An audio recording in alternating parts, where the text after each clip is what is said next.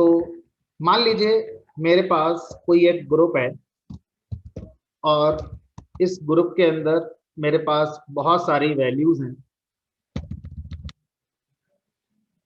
मान लीजिए इसमें मेरे पास 1 मिलियन वैल्यूज हैं। 1 मिलियन वैल्यूज हैं इसके अंदर। ठीक। अब अगर इसके अंदर 10 लाख वैल्यूज आप रखते हैं तो उन 10 लाख वैल्यूज पर मुझे कोई भी एनालिसिस नहीं करनी, मुझे कोई भी स्टैटिस्टिकल एनालिसिस नहीं करनी। मैं इस ग्रुप के अंदर से रैंडमली क्या करूंगा, एक सब ग्रुप क्रिएट करूंगा।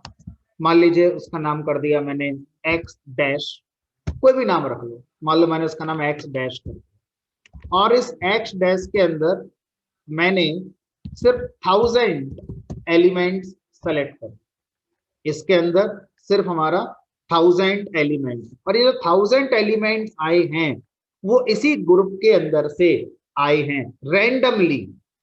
ऐसा नहीं है कि शुरू के आ गए, कहीं से भी रैंडमली सेलेक्ट होकर इसके अंदर हमारे आ गए हैं। तो ये जो एक्स डैश है ये हमारा क्या कहलाएगा, इसका सबसेट कहलाएगा। तो स्टैट्स की टर्मिनोलॉजी के अंदर यहां पर हम जो मेन ग्रुप था उसको बोलते हैं पॉपुलेशन, और उस मेन ग्रुप से हमने रैंडमली सेलेक्ट करके कुछ एलिमेंट्स को एक दूसरे ग्रुप में रखा है, उस दूसरे ग्रुप को हम बोलते हैं सैंपल। ठीक है।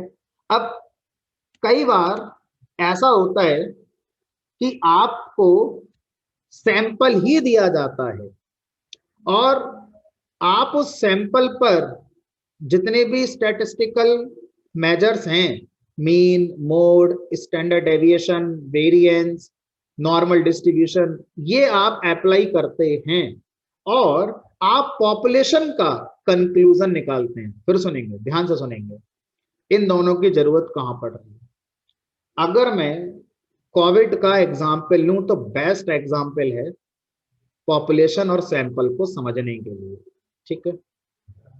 इंडिया के अंदर अगर हम देखें तो कितने कोविड टेस्टिंग हो रही है, एक एवरेज निकालें तो अभी तक अराउंड 18 करोड़ टेस्ट हो चुके हैं। ठीक है। अब अगर इंडिया के अंदर 18 करोड़ टेस्ट अब तक हुए हैं, उनमें से कितने हमारे टेस्ट पॉजिटिव आए हैं, कितने लोगों के अंदर कोविड मिला है, तो आप बोलेंगे लगभग 1 करोड़ लोगों को हमारा पॉजिटिव निकला है। कोई आपसे पूछेगा भाई कितना आपका हमारा ये रेशो है कि इतने टेस्टिंग में इतने करोड़ निकल रहे हैं, तो आप बोलेंगे भाई इतने परसेंट। ये 18 करोड़ टेस्ट कराए हैं, 18 करोड़ में से 1 करोड़ लोगों को हमारा कंफर्म निकला है। ठीक है। तो अब आप क्या पूरी इंडिया के बारे में बता सकते हैं कि पूरी इंडिया में कितने लोगों के अंदर ये कंफर्म है?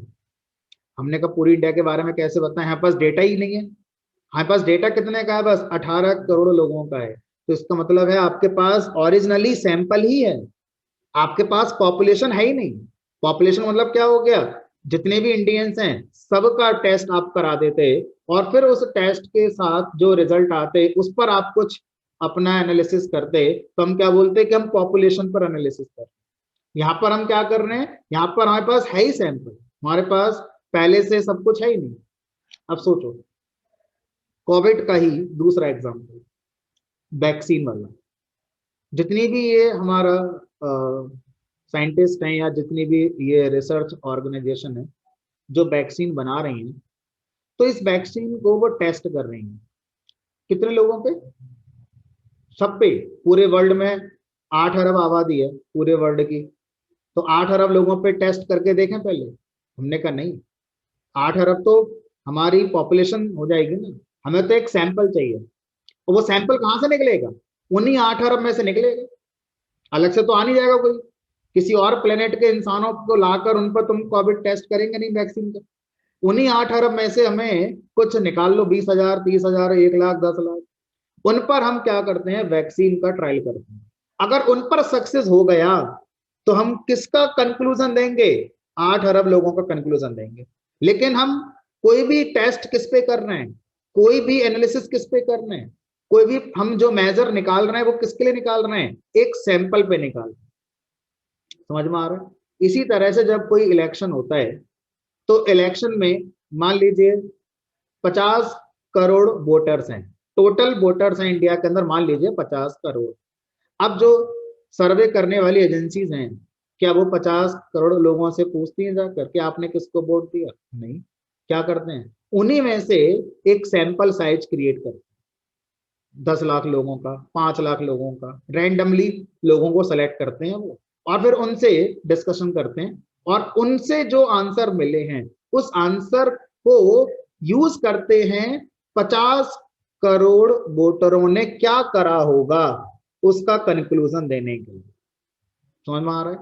हमारे पास सैंपल साइज है, उस पर आप अपना कोई भी एनालिसिस करेंगे, और वो एनालिसिस को फिर आप किसके बारे में जनरलाइज कर देते हैं, पॉपुलेशन के बारे में। ठीक है, तो इसलिए दो टर्म बहुत इंपॉर्टेंट है। मेडिकल में हमेशा सैंपल साइज ही होगा, और फिर उस सैंपल का जो रिजल्ट आता है उससे हम पूरी पॉपुलेशन का जनरलाइजेशन कर देते हैं कि यही रिजल्ट जो सैंपल साइज पे आया है। मान लो कोरोना की वैक्सीन हमने एक सैंपल पे टेस्ट करी और 70% हमारा वो सही चल रही है, तो हम क्या बोलेंगे कि अगर हम ये पूरी पॉपुलेशन पे लगा दें तो पूरी पॉपुलेशन का 70% हमारा सही है। ठीक है, तो ये दो वर्ड क्लियर है एकदम, पॉपुलेशन, सैंपल। जो मेन आपका ग्रुप है उसको हम पॉपुलेशन कहते हैं, और उस मेन ग्रुप से रैंडमली सेलेक्ट करके मैंने एक सेट बनाया है, उसको हम सैंपल कहते हैं। ठीक। अब प्रोग्राम में कैसे होगा, क्या प्रोग्रामेटिकली ये चीजें बनाई जा सकती हैं?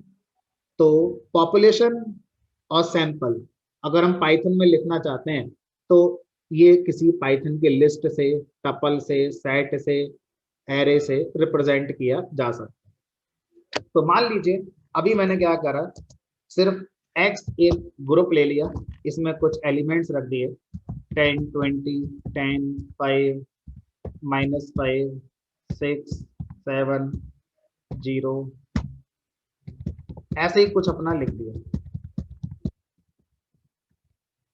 अब मुझे इस पॉपुलेशन,